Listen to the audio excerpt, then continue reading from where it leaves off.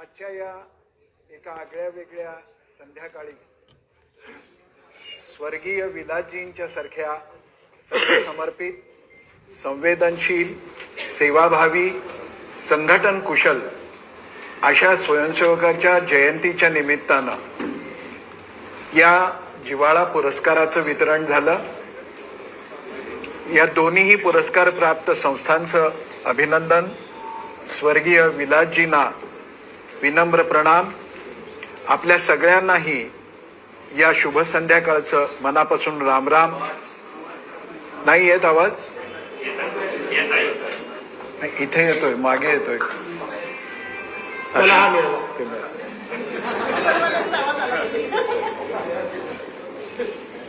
ही सामाजिक स्थिती आहे. प्रश्नकर्त्याचा आवाज नेहमी कमी असतो आणि उत्तर देणाऱ्याचा जोरात असतो. प्रश्न फक्त उत्तर देणाऱ्याला ऐकू आला म्हणजे बरं. आपल्या मनातील ते उत्तर देत आहेत.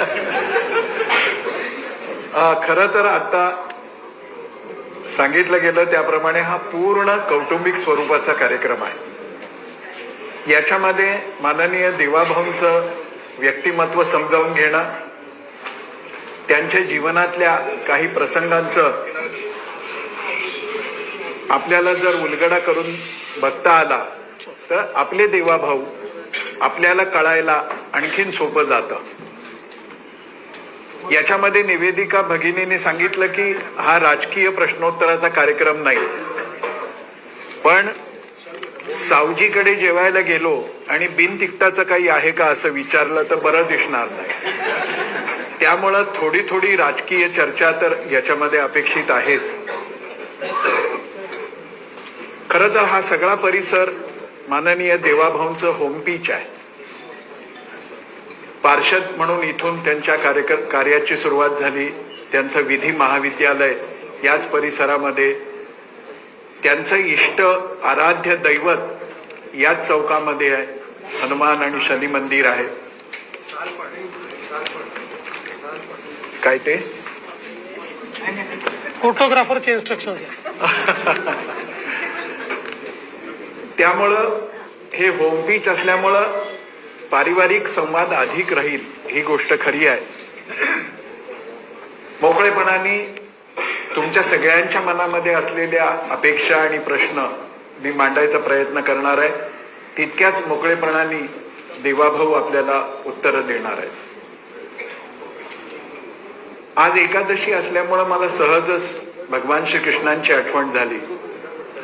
आणि भगवान श्रीकृष्णांच्या व्यक्तिमत्वामध्ये दार्शनिक असो, संत असो, ऋषी असो, साधक असो, त्या सगळ्यांना एका गोष्टीचं मोठं आकर्षण वाटतं. ते म्हणजे भगवान श्रीकृष्णांच्या ओठावरचं हास्य. काही संतांनी तर असं म्हणून टाकलं की श्रीकृष्णाच्या ओठावरचं हे जे हास्य आहे ते म्हणजे दुसरं तिसरं काही नाही तर साक्षात माया आहे. त्यानंतर असंच एक आणखी हास्य मधून मधून तुटतोय ना आवाज. असंच एक हास्य मोनालिसाचं होतं, ज्याचा अर्थ लावायचा आज अखेर प्रयत्न चाललाय, पण कोणाला त्याचा नीट अर्थ लावता नाही आला. जुनेच माईक आणा.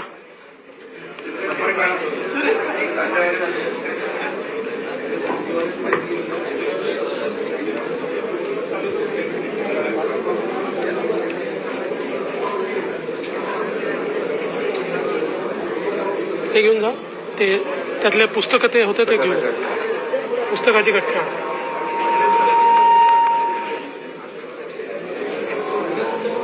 अजून एक गठ्ठ तिकडे ठेवा.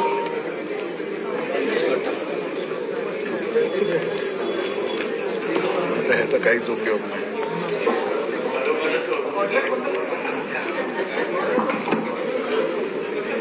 चालू आहे. जरा जास्तच कौटुंबिक होतोय.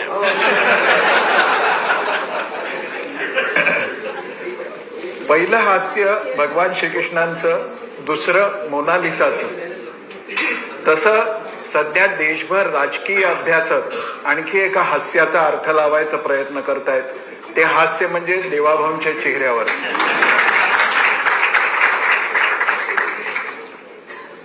महापालिकेपासून वेगवेगळ्या निमित्तानं वेगवेगळ्या व्यासपीठावरती ते हास्य विलसित होत असताना मी पाहतोय. 100% तुमचं काम होणार इथपासून तुमचं काम जीवनभर होणार नाही इथपर्यंत कोणताही अर्थ लावता येतो असं हे अद्भुत हास्य आहे. आणि या हास्याची मोहिनी जादू अशी आहे की या हास्याच्या लपेटात कोण कोण येईल सांगता येत नाही. सध्या पवार कुटुंबीय पण आले. हे हास्य देवाभाऊ आपल्याला ईश्वर दत्त आहे, जन्मजात आहे की व्यक्तिमत्व विकासाच्या अभ्यासक्रमात शिकवल्यामुळं ते तुम्हाला प्राप्त झालंय?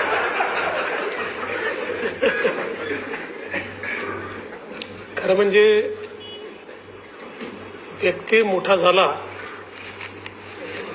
की त्याच्या विविध गोष्टींना त्या ठिकाणी एक प्रकारे त्याचं वर्णन केलं जातं किंवा त्याला मोटिव्ह दिले जातात.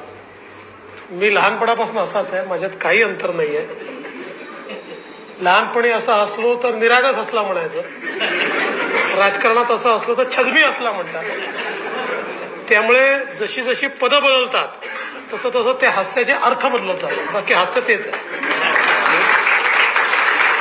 मी निरागसही म्हणालो नाही आणि छदमी म्हणालो नाही. मी असं म्हणालो की मोहिनी घालणारं हे हास्य कसं काय प्राप्त झालं.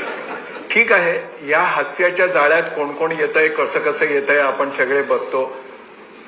महाविद्यालयीन जीवनामध्ये हास्याचा वसंत ऋतू येतो असं म्हणतात. तर त्या काळात कोण कोण लपेटामध्ये आलं होतं? मी नावं नाही विचारत, मी संख्या विचारतोय. महाविद्यालयीन जीवन हे सगळं आंदोलनांमध्ये गेलं. त्यामुळे तेव्हा कोणाला लपेटायचाही वेळ नव्हता आणि लपेटून घ्यायचाही वेळ नव्हता. पण प्रश्न असा पडतो की याच हास्यामध्ये संसार अमृताची प्राप्ती झाली का या हास्यामुळं? हे मात्र म्हणता येईल. कारण मी नेमका कसा आहे आणि काय करणार आहे याची 100% जर तिला सुरुवातीलाच माहिती असती तर कदाचित माझ्याशी लग्न केलं नसतं.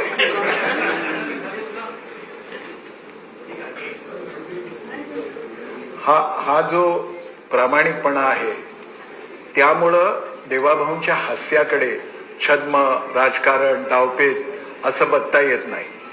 आणि इतकं सरळ मोकळं हसणं सगळ्यांनाच जमतं अशातला भाग नाही. पु ल देशपांडे एका ठिकाणी असं म्हणाले होते, ज्याला अश्रूची किंमत कळते त्यालाच हसण्याची कला साध्य होते.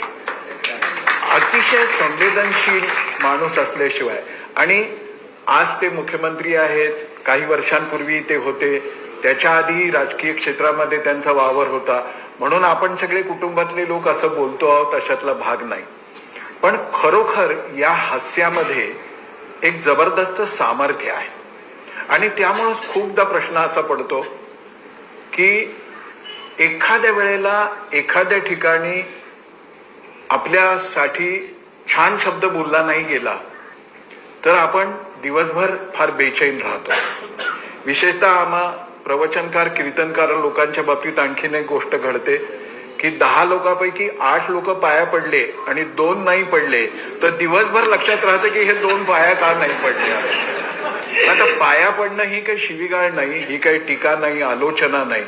पण देवाभाऊंना हा प्रश्न विचारावा असा वाटतो, मर्यादाहीन पातळी सोडून अतिशय वाईट स्तरावरची, वाईट शब्दातली वैयक्तिक टीका त्यांच्यावरती झाली.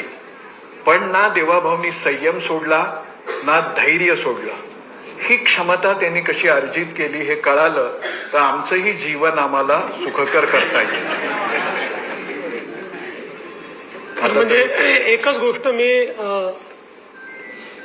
स्वतःला समजवली आहे की कोणी किती शिव्याशाप दिले हे जग लक्षात ठेवत नाही. इतिहास तुम्ही काय केलं हे लक्षात ठेवतो. त्यामुळे आपण करत जाईल.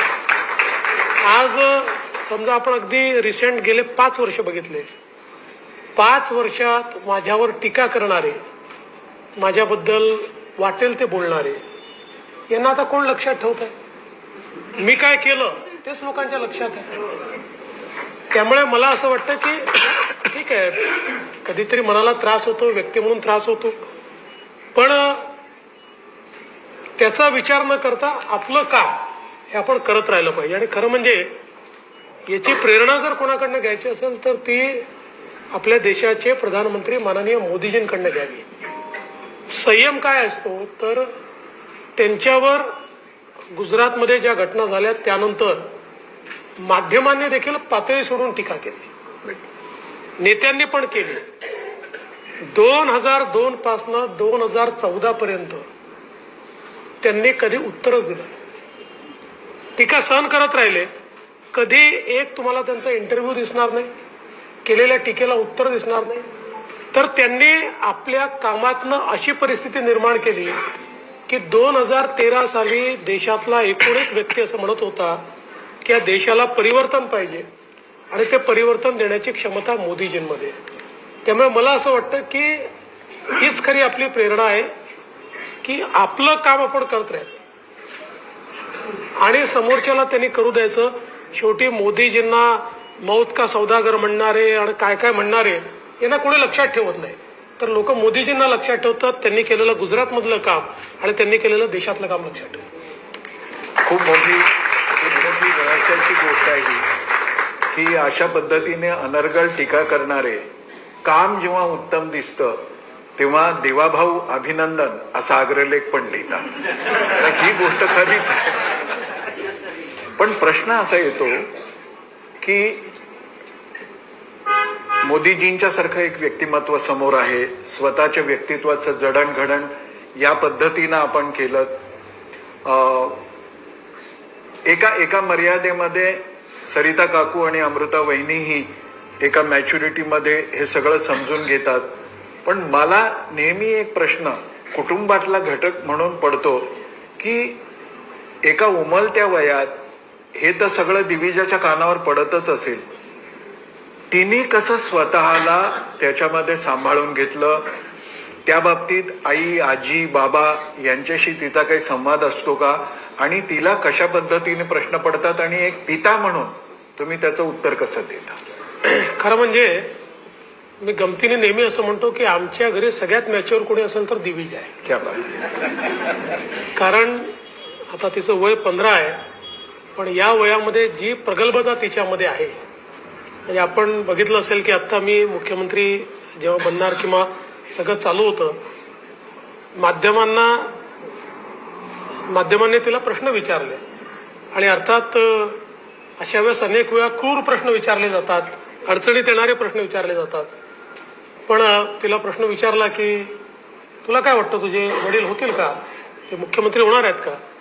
तिने सांगितलं जो होईल तो महायुतीचा होईल आणि नेते ठरवतील तो मुख्यमंत्री होईल. तर त्याच्यामुळे मला असं वाटतं की ही जी प्रगल्भता तिच्यामध्ये आहे तिला यातलं अंतर समजतं आणि तिला हे माहिती आहे की अशा प्रकारे राजकारणामध्ये टार्गेट केलं जातं, कधी अद्वा तद्वा बोललं जातं. त्यामुळे मला असं वाटतं की ती मॅच्युरिटी त्याच्यामध्ये एक प्रकारे उपजतच आली किंवा ती तिने स्वतः अक्वायर केली. फार काही आम्ही कोणी, मी किंवा आईनी किंवा अमृतानी तिला समजवलं, शिकवलं असं नाही आहे. तर अनेक वेळा मुलं कशा प्रकारे ती अक्वायर करतात तशी त्यांनी अक्वायर केली. खूप आशादायक गोष्ट आहे. याचा अर्थ फडणवीसांच्या कुटुंबात तिसरी पिढी आता नेतृत्वासाठी सिद्ध व्हायला लागली असं म्हणायला. याचं एक तुम्हाला सांगतो की तिला यायचं असेल तिने जरूर यावं, पण माझा स्वतःचा समज असा आहे की फडणवीसांच्या कुटुंबात राजकारणामधला शेवटचा मी. याला टाळी वाजवता कामा नाही. पण खरोखरच ही गोष्ट अशी आहे की सदैव ताण तणाव टीका, आणि मधला काळ तर बॅड पेक्षाही कुठला दुसरा शब्द असेल तर तसा तो पॅच होता. आणि ज्याला जीभ आहे आणि बोलता येतं तो वाटेल ते बोलत होता. त्या सगळ्याचं मी परत स्मरण करत नाही. माणूस म्हणून कितीही जरी आदर्श डोळ्यासमोर असले तरी शेवटी आपलं मन आहे आणि मनाला टोचत राहतं, बोचत राहतं. अशा सगळ्या ताणतणावाचं नियोजन करण्यासाठी आपण नेमकी कोणती जीवनशैली अंगीकारली, कसं नियोजन करता? कारण का आम्हाला पाणी नाही आलं की ताण येतो. आता रेशनवर अमुक मिळणार नाही म्हटलं की आम्ही साठा करायला लागतो. इतक्या किरकोळ गोष्टीचा ताण आम्हाला नाही मॅनेज करतायत. आपण हा सगळा ताण कसा मॅनेज करता? मुळात आपण जीवनामध्ये अनेक लोकांकडनं शिकत असतो. मला आठवतं की साधारणपणे 1993ची वगैरे गोष्ट असेल. त्यावेळी अरुण गुजराती हे नगर विकास विभागाचे राज्यमंत्री होते आणि नागपूरला सेशन करता ते आले होते. आणि आमच्यासोबत नगरसेवक होते एक रमेश चोपडे म्हणून. तर त्यांचं एक ULCचं काम होतं. तर शोभाताई आमदार होत्या, मी नगरसेवक होतो. शोभाताईंना म्हटलं की तुम्ही आम्हाला घेऊन चला, अरुण गुजरातींकडे याचं काम आहे, जेन्युइन काम आहे, आपण जाऊ. आम्ही अरुण गुजरातींकडे गेलो. तेव्हा साहजिकच भारतीय जनता पक्षामध्ये मंत्री वगैरे म्हटलं की आपल्याला फारच मोठं वाटायचं की बाबा मंत्री म्हणजे पुढच्या कुठल्या तरी दुसऱ्या ग्रहाहून आलेला व्यक्ती आहे. आणि आमच्यासारख्या छोट्या कार्यकर्त्याला तर फारच वाटायचं. तर आम्ही गेलो आपलं तिथे. तर गुजराती साहेब बसले होते. खूप लोक तिथे होते. कोणी त्यांना काही ओरडून बोलत होतं, कोणी वाकडं तिकडं बोलत होतं. सगळ्यांना ते अतिशय शांतपणे उत्तर देत होते. आणि मग ते म्हणाले, शोभाताई तुम्हाला थोडा वेळ आहे ना, जरा हे सगळे मी करून घेतो आणि त्याच्यानंतर मग आपण बोलू. आणि 1.25 तास आम्ही त्या ठिकाणी होतो. आणि 1.25 तासामध्ये अरुणभाईंनी सगळ्या लोकांचं शांतपणे ऐकून घेतलं, कोण कसा बोलला अगदी. आणि मग लोक गेले, मग आमचं समजून घेतलं. मग मी आणि शोभाताई त्याच्यावर बसलो. मी त्यांना सहज विचारलं, म्हटलं अरुणभाई असे एकदम लोक अंगावर येतात आणि काय वाटेल ते बोलतात, तुम्ही एवढे मोठे मंत्री आहात, तुम्हाला काय वाटत नाही का? तर ते म्हणाले की बघा, मी ज्या परिवारात येतो, माझा परिवार, माझे वडील हे गांधीवादी आहेत. आपण सौभाग्याने चांगल्या घरामध्ये जन्मलो, आपल्याला चांगले संस्कार मिळाले. आपल्याकडे जे येणारे लोक आहेत त्यांच्या मनामध्ये काही ना काही शंका असतात, प्रश्न असतात. आणि त्यातले अनेक लोक तर याकरता आले असतात की त्यांना एवढंच सांगायचं असतं कसं मंत्र्याला सुलवला, कसं 4 चौघात त्याची काढली.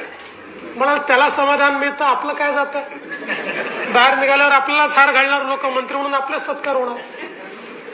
मला असं वाटतं की तो माझ्याकरता एक फार महत्वाचा मंत्र त्या काळामध्ये ठरला. आणि तेव्हापासून मी माझ्या जीवनामध्ये पेशन्स शिकलो. आणि मी नेहमी असं म्हणतो की पेशन्स हा राजकारणामध्ये सगळ्यात मोठा गुण जर काही असेल तर तो पेशन्स आहे.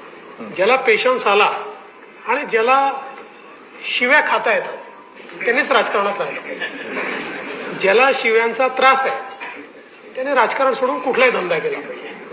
तर मला असं वाटतं की ती एक सवय लागल्यामुळे मग अशा प्रकारचे काही हल्ले झाले किंवा कोणी काही उलटसुलट बोललं तर फार काही त्याचा त्रास होत नाही, त्याच्यातनं फार काही मॅनेज करावं लागत नाही. आणि मला असं वाटतं की आता तो स्वभाव झालाय माझा. त्याच्यामुळे मला तुम्हाला एक सांगतो की मला राग आलेला दिसला तर फार सोपा उपाय. मला राग तेव्हाच येतो जेव्हा मला भूक लागते. मला राग आलाय असं लक्षात आलं तर काहीतरी खायला दिलं की माझा राग संपला, मग राग येतो. आपण भूक लागली तर मी मात्र मग 2-4 शिव्या देऊन आज एकादशी असल्यामुळं राग येऊ देऊ नका, म्हणूनच मी उपास करत नाही. आणि उपास केला तर उपासाचं खाऊन करतो. बाहेरच्यांची टीका, बाहेरच्यांचा हेतू, हे सगळं एक वेळ. पण तुमच्या एखाद्या सार्वजनिक निर्णयाविषयीची सरिता काकू किंवा अमृताबाईंनी घरात कधी समीक्षा करताना तुमच्याशी बोलतात का? मला सांगा, असं कोणचं घर आहे की ज्याच्यामध्ये आई किंवा बायको तुमची समीक्षा करत नाही आणि तुम्ही कसे मूर्ख आहात किंवा तुम्हाला कसं थोडं कमी कळतं असं सांगत नाही. पण माझं असं मत आहे की विशेषतः आमच्या आईला, म्हणजे आईने इतके वर्ष राजकारण बघितलेलं आहे आणि सार्वजनिक क्षेत्र बघितलेलं आहे. त्यामुळे एखाद्या विषयावर आई जेव्हा मत व्यक्त करतं तर अनेकदा ते मला पटत नाही, पण तिने व्यक्त केलेलं मत खरं निघतं. त्याच्यामुळे तिला ते एक, मला असं वाटतं की एक आकलन आहे सामाजिक व्यवस्थेचं. त्यामुळे निश्चितपणे ती पण अनेकदा मत व्यक्त करते किंवा अमृता पण अनेक वेळा मत व्यक्त करते. पण शेवटी आपलं ठरलंय, आपल्याला जे वाटतं तेच करायचं. या मुद्द्यावर सगळ्या नवरे लोकांनी टाळ्या वाजवायला पाहिजे. जसा सरिता काकूंच्या ऑब्झर्वेशनचा किंवा आणखीन सामाजिक व्यक्तित्वाचा या सगळ्या सहनशीलतेमध्ये योग्य पद्धतीनं प्रतिसाद देण्यामध्ये वाटा आहे, तसं स्वर्गीय विलासजींच्या बाबतीतली एखादी आठवण आहे का की ज्यांच्यामुळं देवेंद्र हे आता देवाभाऊ होऊ शकले?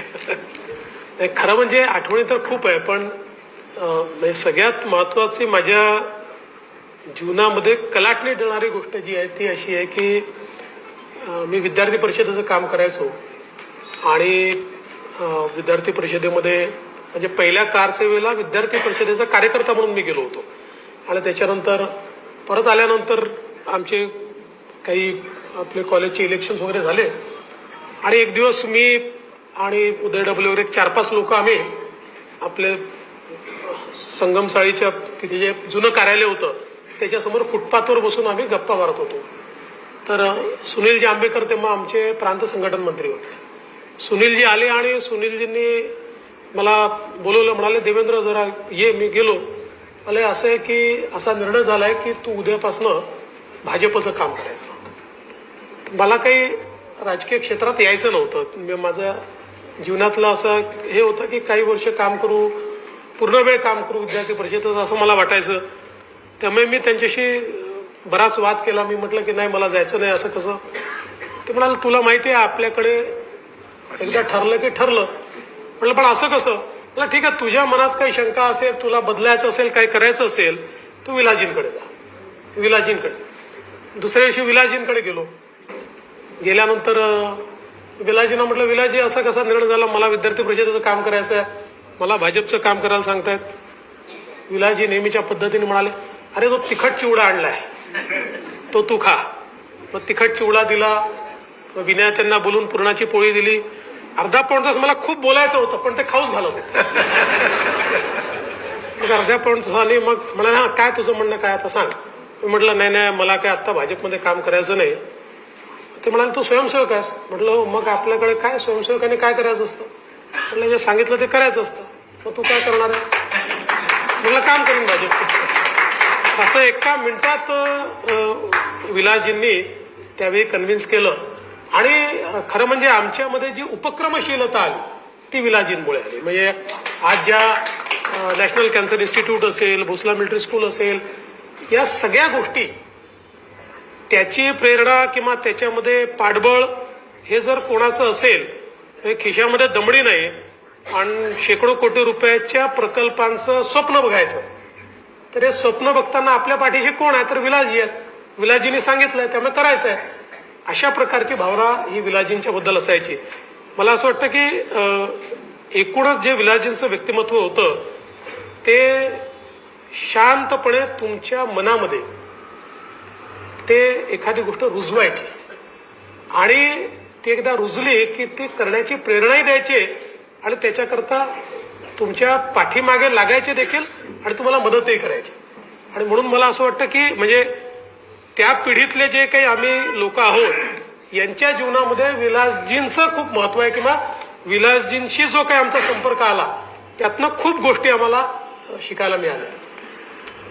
खरोखरच सगळ्यात कठीण संघ कार्यासाठी क्षेत्र असलेल्या उत्तर नागपूरमध्ये विलासजींनी ज्या पद्धतीनं घराघरामध्ये संबंध प्रस्थापित केले, मग अशिक्षित अडाणी माणसाला कौटुंबिक समस्येतही त्यांनी मार्गदर्शन केलं आणि देवाभाऊंसारख्या एका शिक्षित आणि स्वतःचं ठाम मत असलेल्या तरुणालाही आपल्या दृष्टीने अनुकूलतेने वळवलं आणि एक मंत्र म्हटला की आपण संघाचे स्वयंसेवक आहोत तर आपल्याला काय केलं पाहिजे, तर आज्ञा पाळली पाहिजे. अशी आज्ञा देवाभाऊ उपमुख्यमंत्री व्हा असं जेव्हा सांगितलं गेलं तेव्हाही हाच भाव होता. पण शेवटी चेहरा लपत नसतो. जरी हास्य असलं तर इतना जो तुम मुस्कुरा रहे हो क्या गम है जिसको छिपा रहे, हे आमच्यासारख्यांना तरी काय म्हटलं आता पितृतुल्य म्हटलं ना मला आता तर कळतं. तर त्या वेळेला आज्ञापालन आणि मनाची घालमेल याचा बॅलन्स कसा काय नाही, याचं कारण काय होतं की ज्यावेळेस हे परिवर्तन होत होतं आणि आम्ही सगळा निर्णय केला त्यावेळी सुरुवातीला मी अशी विनंती केली होती की आपण शिंदे साहेबांना मुख्यमंत्री करू आणि मी सरकारच्या बाहेर राहील. आणि मी त्याचं कारणही सांगितलं होतं की लोकांना असं वाटेल की बाबा हा किती सत्तेचा भुकेला आहे की कालपर्यंत मुख्यमंत्री होता, आता पुन्हा सत्ता पाहिजे तर हा मंत्रिमंडळात चालला. आणि मी म्हटलं की माझ्यासारख्या व्यक्तीला अशी टीका किंवा अशा प्रकारचा भाव हा काही मला आवडणार नाही, म्हणून मला पक्षाचं काम द्या, बाहेरून सरकार चालवू, आपण बाहेरून त्यांना मदत करू आणि मी पक्ष वाढवतो. आणि सुरुवातीला जवळपास हे ठरलं होतं, पण नंतर पक्षामध्ये तो निर्णय बदलला. आणि निर्णय बदलल्यानंतर ज्यावेळेस मला हे सांगितलं, आणि आज तुम्ही मला विचाराल तर मला असं वाटतं की वरिष्ठांनी जो काही विचार केला तो बरोबर होता. मला त्यांनी सांगितलं की बघ, शेवटी अशा प्रकारचं एक नवीन सरकार चालवायचं आहे, कोएलिशनचं सरकार चालवायचं आहे, सगळ्यात मोठा पक्ष आपण, मुख्यमंत्री आपला नाहीये, अशा परिस्थितीमध्ये सरकार नीट चालवायचं असेल तर तुझ्यासारख्या अनुभवी माणसाला आत असलं पाहिजे. आणि सगळ्यात महत्वाचं जे मोदीजींनी मला सांगितलं की कुठल्याही परिस्थितीमध्ये एक्स्ट्रा कॉन्स्टिट्युशनल अथॉरिटी बनून सरकार चालवू नये. बाहेरून सरकार चालवलं तर ते सरकार नीट चालत नाही, आणि जो आतमध्ये आहे तोच सरकार चालवू शकतो. कॅबिनेटमध्ये राहून सरकार चालवता येतं, कॅबिनेटच्या बाहेरून चालवता येत नाही. त्यामुळे आमचं सगळ्यांचं मत आहे की तू गेलं पाहिजे. तर मी त्या क्षणी हो म्हटलं, पण मनामध्ये ही भावना निश्चित होती की लोक काय म्हणतील. आपण अनेक वेळा लोकांचा विचार करतो किंवा लोक काय म्हणतील की याला किती सत्तेचा या ठिकाणी म्हणजे सत्ता पिपासू अशा प्रकारचा हा जीव आहे की कालपर्यंत मुख्यमंत्री होता, आता लगेच पुन्हा या ठिकाणी उपमुख्यमंत्री होतं. पण पक्षाने सांगितलं आणि मी ती जबाबदारी स्वीकारली. आणि 2 दिवसामध्ये देशभरातल्या कार्यकर्त्यांनी आणि नेत्यांनी ज्या प्रकारे मला संदेश केले, फोन केले, माझ्याशी बोलले, मी आज हे सांगू शकतो की मुख्यमंत्री झालो असतो तर जेवढा मान सन्मान मिळाला नसता त्यापेक्षा जास्त मान सन्मान उपमुख्यमंत्री झाला.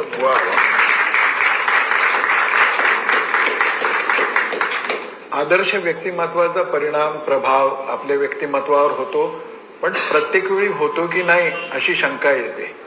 इतका त्याग केलेला माणूस 24 तास आपल्या बरोबर असूनही एकनाथराव शिंदेना हा बदल स्वीकारताना फार त्रास झाला असेल असं मला वाटतं. तर ती यात्रा नेमकी कशी होती? नाही, मला असं वाटतं हा हे खरं आहे की साधारणपणे शिंदे साहेबांना त्या ठिकाणी ते मुख्यमंत्री होतील असं वाटत होतं, आणि ते साहजिक होतं कारण ते मुख्यमंत्री होते, आमचं कोएलिशनचं सरकार होतं, आणि मला देखील अशी कुठली कल्पना नव्हती की मी मुख्यमंत्री होईल वगैरे.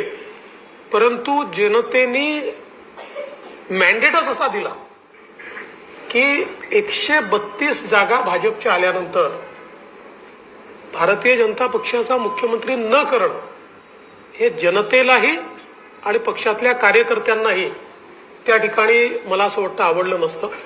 आणि म्हणून आमच्या जे काही वरिष्ठ नेतृत्व आहे त्यांनी शिंदे साहेबांची चर्चा केली. आणि ठीक आहे, बरेच दिवस काय काय माध्यमात चाललं, पण मी तुम्हाला सांगतो की शिंदे साहेबांनी एका मिनिटात सांगितलं की मला हे समजतं आहे की भारतीय जनता पक्षच मोठा पक्ष आहे आणि त्याचाच मुख्यमंत्री झाला पाहिजे, त्याच्यामुळे माझी काही हरकत नाही आहे. त्यामुळे त्या संदर्भात माध्यमांमध्ये काय झालं की आम्ही असं ठरवलं सगळ्या चर्चा करून सरकार तयार करू, आणि त्यामुळे त्याला थोडा कालावधी लागला. त्या कालावधीमध्ये कधी शिंदे साहेब नाराज, कधी अजितदादा नाराज, कधी कोणी नाराज. आता माध्यमांना दोष देता येते, त्यांना 24 तास चालवायचं आहे, त्याच्यामुळे बातमी मिळाली तर ठीक, नाही मिळाली तर बनवावी पण लागते. त्याच्यामुळे त्यांनी आपल्या जे काही कधी कधी आम्ही लोक बातम्या तयार करतो, तर त्याच्यामुळे ते आपल्या बातम्या तयार झाल्या. पण मला असं वाटत नाही की फार काही म्हणजे त्याच्यामध्ये अटी शर्ती टाकल्या, आडेबडे घेतले. शिंदे साहेबांनी ते तात्काळ स्वीकारलं. पण दिसताना परसेप्शन असं झालं की उद्या सांगेन, उद्या सकाळी सांगेन, उद्या दुपारी सांगेन. आणि अजितदादांवर मात्र तुमचा प्रभाव खूप होता. ते म्हणाले की यांचं काय असो ते असो, मी मात्र शपथ घेणार आहे. शिंदे साहेबांसमोरही प्रश्न तोच होता की मुख्यमंत्री होतो, उपमुख्यमंत्री व्हावं की नाही असा प्रश्न त्यांच्या समोर होता. पण मी त्यांना माझा अनुभव सांगितलं की तुम्हाला एक पक्ष चालवायचा असेल आणि तुमचा पक्ष असा आहे, माझ्या पक्षामध्ये तर अनेक नेते आहेत, एक मोठं संघटन आहे, दिल्लीला आमचे सगळे नेते मंडळी आहेत, राष्ट्रीय नेते आहेत, पण तुमचा पक्ष हा तुमच्या एका खांबावर उभा असलेला पक्ष आहे. नवीन तुलनेनं, कारण विभाजन झाल्यानंतर तुलनेनं चांगलं यश मिळालेला तुमचा पक्ष आहे. अशा परिस्थितीमध्ये तुम्ही बाहेर राहून हे चालवणं कठीण जाईल, त्यामुळे तुम्ही सरकारमध्ये आलं पाहिजे. ते त्यांनी मान्य केलं. आता काय असतं बघा, जसं तुम्ही म्हणाल ना माझ्या चेहऱ्यावर हास्य नेहमीच असतं, हे फार क्वचित असं असतं, तसं त्यांच्या चेहऱ्यावर फार कधी हास्य नसतं, तुम्ही जर बघितलं असेल. पण ते मुख्यमंत्री होते तेव्हाही तसाच चेहरा होता, तर कोणी इंटरप्रिटेशन केलं नाही. आणि उपमुख्यमंत्री झाल्यावर तसा चेहरा पाहिल्यावर बघा हसतच नाहीत, हे नाराजच आहेत, असं इंटरप्रिटेशन झालं. त्यामुळे हे जे काही व्यक्तिमत्वाचं इंटरप्रिटेशन होतं हे तो काळ, ती परिस्थिती अनुसार होतं, तसं ते झालं. पण म्हणजे ह्यात असं मत करून घेणाऱ्यांचा फार दोष नाही. हा फूल तुम्ही भेजा है खत में, फूल नहीं मेरा दिल है, हे गाणं आठवलं जेव्हा नागपूरच्या अधिवेशनात उद्धव ठाकरेंनी तुम्हाला गुलदस्ता दिला तर त्याच्यामध्ये दिल होतं की विल होतं? खरं म्हणजे महाराष्ट्रामध्ये आपण बघितलं असेल तर एक राजकीय संस्कृती नेहमी राहिली आहे. म्हणजे दक्षिणेच्या राज्यांमध्ये आपण जर गेलो तर तिथे खून के प्यासे आहेत, तिथे दोन पक्षाचे नेते एकमेकाशी बोलू शकत नाहीत. ही परिस्थिती महाराष्ट्रामध्ये कधीच नव्हती. दुर्दैवाने 2019 ते 2024च्या कालावधीमध्ये काही प्रमाणात अगदी खून के प्यासे नाही तरी बऱ्यापैकी थोडी परिस्थिती ही त्या ठिकाणी निर्माण झाली. पण मी मुख्यमंत्री झाल्यानंतर पहिल्याच माझ्या भाषणामध्ये ही घोषणा केली की महाराष्ट्राची राजकीय संस्कृती परत आणायची आहे. त्यामुळे मला बदल घडवणारं राजकारण करायचं, बदल्याचं राजकारण करायचं नाही. आणि मला असं वाटतं की त्याला प्रतिसाद सगळ्याच नेत्यांनी दिला आणि नेत्यांना देखील वाटलं की कुठेतरी आता ही जी काही भिंत आहे ही आपण तोडली पाहिजे. त्यामुळे पुन्हा एकदा चांगली गोष्ट आहे की महाराष्ट्रात सगळ्या पक्षाचे नेते एकमेकाला भेटतायत, एकमेकाशी बोलतायत. जाहीरपणे भेटायला कोणाला लाज वाटत नाही किंवा जाहीरपणे भेटण्याकरता काही त्याच्यामध्ये आडेवाडी पण घेते, चांगली गोष्ट आहे. पण असं एकमेकाला समजून घेता घेता घेता पवार साहेब एकदम संघाची स्तुतीच करायला लागले, तेव्हा लोकांना असं वाटायला लागलं की हे हृदय परिवर्तन आहे की एका नव्या तडजोडीच्या दिशेनं वाटचाल सुरू झाली. खरं असं आहे की लोकसभेच्या निवडणुकीमध्ये ज्यावेळी एक फेक नरेटिव्ह तयार करण्यामध्ये महाविकास आघाडीला यश आलं महाराष्ट्रामध्ये, आणि ते यश आल्यानंतर महाविकास आघाडीला एक ओव्हर कॉन्फिडन्स देखील आला की आपण अशा प्रकारचा फेक नरेटिव्ह लोकांमध्ये रुजवून सत्तेवर येऊ शकतो. आणि आमच्याकरता देखील तो एक धक्का होता. आम्ही लोकसभेच्या निवडणुकीमध्ये किमान महाराष्ट्रामध्ये तरी माझ्यासहित सगळे ओव्हर कॉन्फिडन्समध्ये होतो. आम्हाला असं वाटत होतं की आपण जिंकतोच आहे. त्यामुळे हे जे सांगतायत संविधान बदलणार आणि हे होणार, याचा काही लोकांवर असर होणार नाही. किंवा जे काही वोट जिहाद त्यांनी सुरू केला होता तर याचा काही फार असर होणार नाही. पण दुर्दैवाने ज्यावेळेस त्याचा असर झालेला बघितला आणि त्याच्यानंतर महाराष्ट्राच्या निवडणुका जवळ होत्या आणि त्यावेळी विचार परिवाराला देखील आम्ही ही विनंती केली की राजकारणामध्ये तुम्ही काम करत नाही किंवा राजकारण हा काही तुमचा प्रांतही नाही, पण आत्ताची परिस्थिती अशी आहे की अराजकतावादी ताकदी ज्या आहेत, ज्या शक्ती आहेत, या शक्तींच्या विरुद्ध राष्ट्रीय विचारांच्या शक्तींनी उतरण्याची गरज आहे.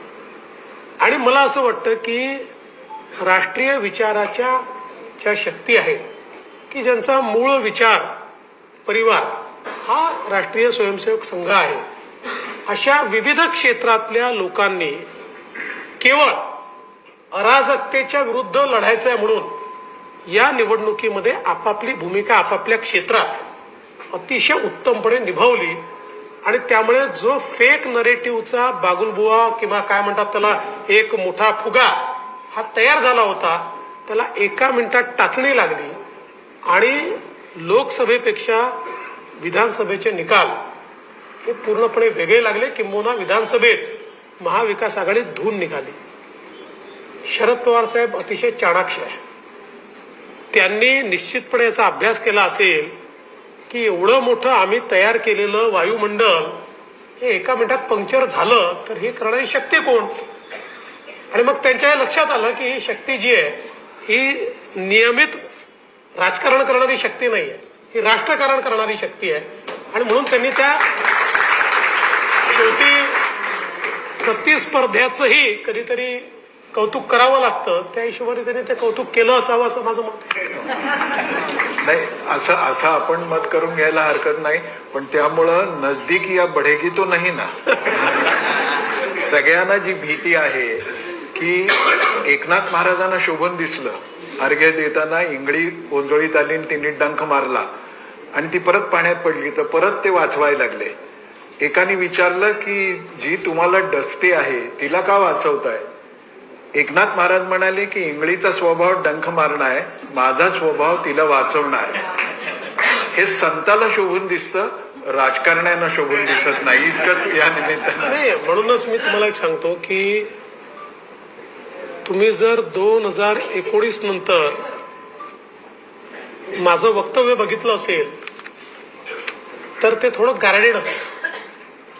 याचं कारण 2019 नंतर 2024 पर्यंत ज्या घडामोडी घडल्या त्यातनं मला एक गोष्ट लक्षात आली, नेव्हर से नेव्हर. म्हणजे कुठलीही गोष्ट होणार नाही असं समजून कधी चालायचंच नाही. काही होऊ शकतं, म्हणजे झालं पाहिजे असं नाहीये, पण काही होऊ शकतं. उद्धव ठाकरे तिकडे जातात, अजित पवार इकडे येतात, काय राजकारणात काही होऊ शकतं. असं व्हावं असं बिलकुल नाही किंवा ते होणंही काही फार चांगलं आहे या मताचं मी नाही. पण आता शेवटी राजकारणामध्ये हे लक्षात ठेवलं पाहिजे की खूप ठामपणे असं होणारच नाही असं ज्यावेळेस आपण म्हणतो त्यावेळेस राजकीय परिस्थिती तुम्हाला कुठे नेऊन बसवेल याचा काही भरोसा नसतो.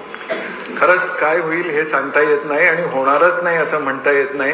अगदी सकाळचा शपथविधी सुद्धा होणारच नाही असं कुठे म्हणतात.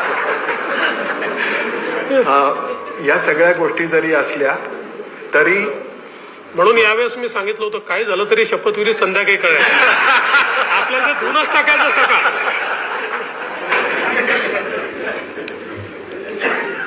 सकाळ धार्जिणा नाहीये असं त्याचा अर्थ झाला. या सगळ्या गोष्टी आहेत.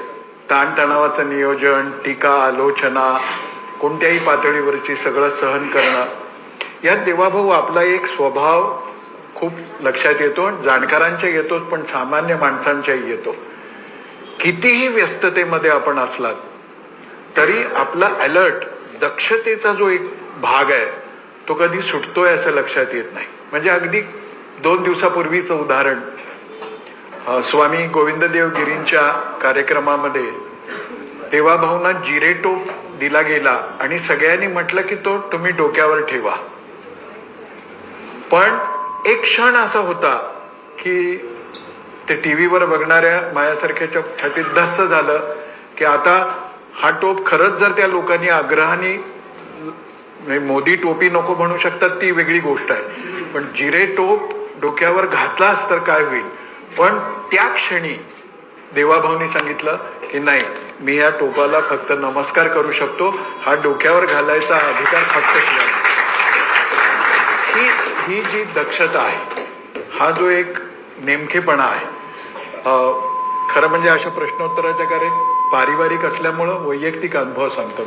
पहिल्यांदा आपण जेव्हा मुख्यमंत्री झालात तेव्हा आपलं एक शाही